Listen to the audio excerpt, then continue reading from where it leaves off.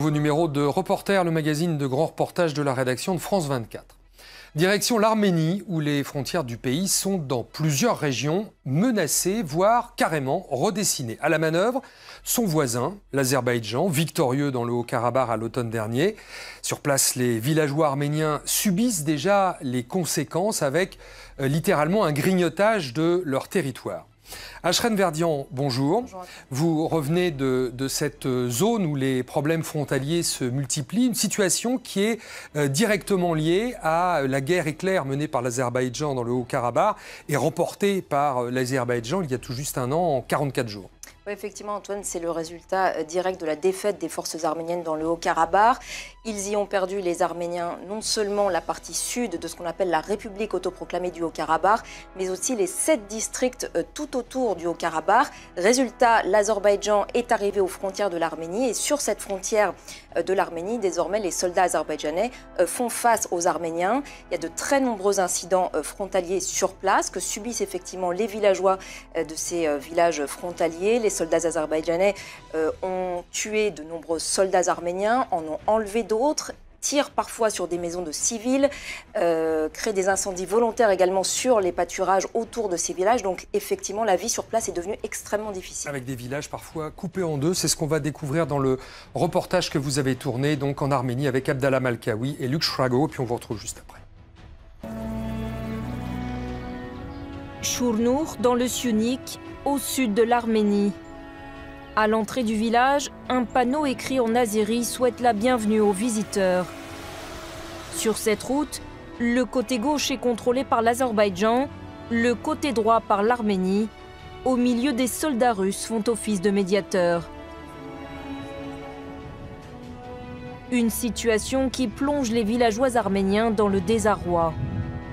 Depuis la dernière guerre du Karabakh et la prise de nombreux territoires par l'Azerbaïdjan, Bakou, arrivé aux portes de l'Arménie, remet désormais en cause ses frontières. Le maire de Shurnur explique comment son village a été coupé en deux, privant 12 familles arméniennes de leur maison.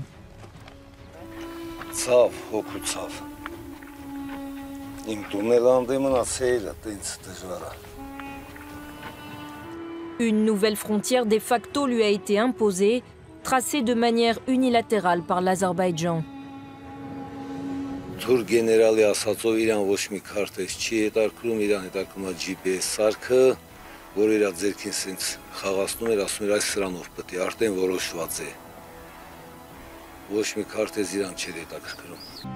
Une maison qui illustre la fragilité de la situation. Le village de Shurnur est emblématique, mais de nombreuses autres localités du Syunik sont menacées. Direction Nerkin Khonzoresk, où depuis quelques mois, la vie des habitants a radicalement changé. Sourig nous emmène en bordure du village, d'où il surveille les soldats azerbaïdjanais postés sur la colline en face.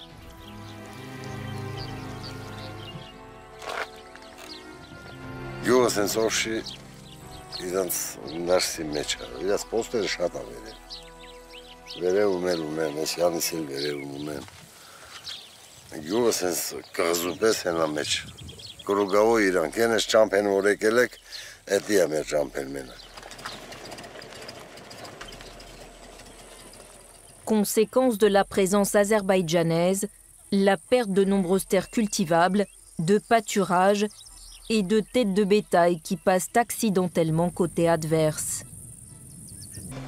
Et pourtant, l'Arménie est sortie affaiblie de la guerre du Karabakh et a signé un accord de cessez-le-feu très défavorable. La supériorité militaire de Bakou, elle, ne fait pas de doute, et Ilham Aliyev multiplie les revendications territoriales, entre autres sur le Syunik, qu'il appelle le Zangezur. Hem Qarabağ, hem Zəngəzur bizim tarixi dədə-baba torpağımızdır.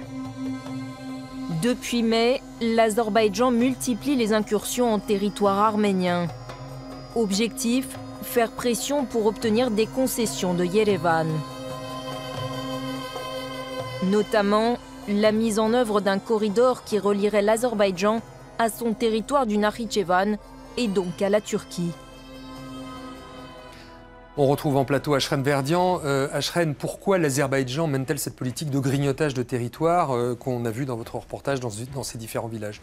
Alors l'Azerbaïdjan essaye vraisemblablement de mettre la pression sur les autorités arméniennes pour obtenir un certain nombre de concessions, à commencer par une concession majeure, à savoir la mise en place d'un corridor que vous voyez ici sur la carte en rouge et jaune, qui permettrait à l'Azerbaïdjan de relier donc son territoire en violet sur cette carte à une autre partie de son territoire. Voilà, ce qu'on appelle une exclave, à une autre partie de son territoire qui s'appelle le Nakhitchevan, et par là même à la Turquie, ce qui présenterait des avantages géostratégiques, économiques évidents pour ces deux pays qui se considèrent des pays frères. Corridor qui était d'ailleurs prévu dans l'accord de cessez-le-feu autour du Haut-Karabakh. Alors, on a l'impression que aujourd'hui, l'Azerbaïdjan a les mains libres, la communauté internationale est sans réaction? Alors initialement, il y avait eu des réactions quand même très fortes du président français Emmanuel Macron ou encore du secrétaire d'État américain Antony Blinken qui avait dit clairement à l'Azerbaïdjan de se retirer du territoire arménien. Mais depuis, plus grand-chose, voire même plus rien. De son côté, la Russie joue un jeu très trouble. La Russie entretient, on le sait, des rapports extrêmement compliqués avec le Premier ministre arménien Nikol Pachinian depuis la révolution de velours de 2018. La Russie n'était pas intervenue au Haut-Karabakh pendant la guerre.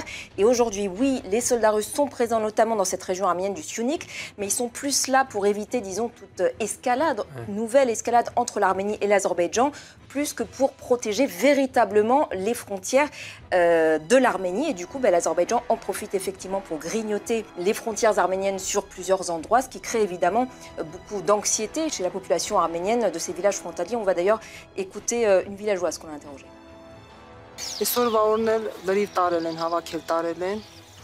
Նստած հույսով սպասում ենք, որ գոնե կամ փոխհատուցում կամ մեր անասունը հետ կվերադարձնեն, կշարունակենք ապրել, բայց եթե չլինի, ելստե մեր ապրելը իմաստ չունի։ Ինչով զբաղվես, որ արդեն եղածդ կորցրել ես։ Alors, posons la question maintenant du Haut-Karabakh, là où il y a eu la guerre il y a près d'un an. Où en est-on de la situation là-bas? Alors, les Arméniens du Haut-Karabakh qui avaient fui en masse en Arménie durant la guerre sont maintenant pour la plupart revenus au sein de la République autoproclamée du Haut-Karabakh, mais leur sécurité ne tient que par la présence de centaines de soldats russes qui sont présents sur place pour donc sécuriser la population arménienne. Ils sont là théoriquement pour 5 ans. Après, qu'est-ce qui va advenir? C'est la grande incertitude pour eux. Donc le grand défi aujourd'hui pour l'Arménie, c'est la reconnaissance internationale de ce territoire, donc de la République du Haut-Karabakh, ce qui n'est pas encore évidemment gagné. Autre défi de taille en lien avec cette guerre du Karabakh, c'est la libération de dizaines de prisonniers de guerre arméniens qui sont toujours détenus par Bakou. Merci Ashreen Verdian, merci à vous d'avoir suivi cette émission qui se termine. C'est la fin de ce magazine. On se retrouve la semaine prochaine pour un nouveau numéro de Reporter.